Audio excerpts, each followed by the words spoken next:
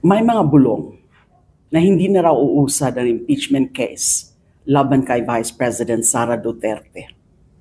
Dead on arrival daw. Kulang daw sa boto.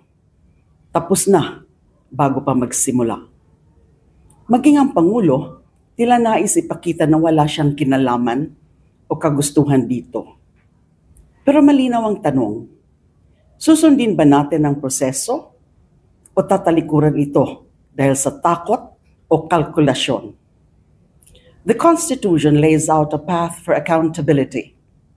It begins with the filing of the complaint, moves to the House for deliberation and action, and proceeds to trial in the Senate. Each step exists for one reason: to uncover the truth. I've been invited to join the prosecution panel, and I said yes, not to serve any political camp,